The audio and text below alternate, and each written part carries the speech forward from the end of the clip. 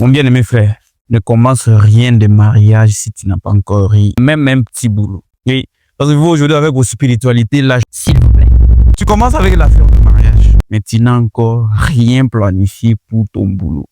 On ne peut pas commencer cette affaire petit hasard de juste comme ça et tu pars. Non, j'ai prié Dieu, c'est la fille telle que j'ai vue, je vais l'épouser. Est-ce que la fille là va manger ta spiritualité là?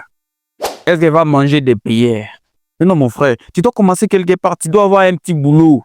C'est ça même qui est le moteur de la vie. Un peu d'argent. Même si tu n'en as pas trop, mais tu te suffit dans des histoires de base, telles que tu ne peux même pas manquer à manger, à boire, le moyen de transport. C'est un peu ça. Parce que moi, je vous rappelle qu'aucune fille dans ce monde ne souhaite être dans un mariage où elle va aller souffrir. Aucune.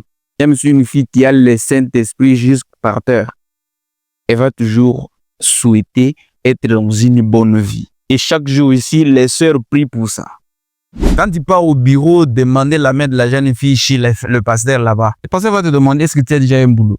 Même si un boulot qui ne rapporte pas beaucoup de choses, mais juste avoir un boulot, tu dois commencer par là. Mais c'est pas tu dors d'abord chez vous, au salon, on te prend d'abord en charge et tu commences à t'embrouiller parce qu'on t'a dit que tu es déjà âgé, tu dois te marier et tu es là. Tu commences à chercher à te marier.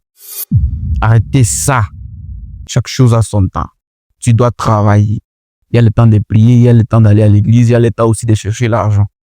On n'a pas dit que quand on est chrétien, on ne peut pas travailler pour avoir l'argent. Non, mais juste placer Dieu dans toutes choses et tu verras que tout ira très bien. Voyez mes frères, peu importe, on t'a dit que non, les pauvres aussi ont droit à l'amour et tout ça. Ça, on ne refuse pas.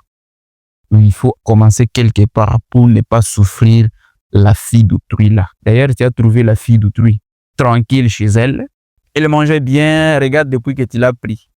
Elle a maigri, elle a perdu toute la beauté. Et après, c'est toi encore qui vas aller chez les autres. Pourquoi? Tu ne trouves plus ta femme là, belle.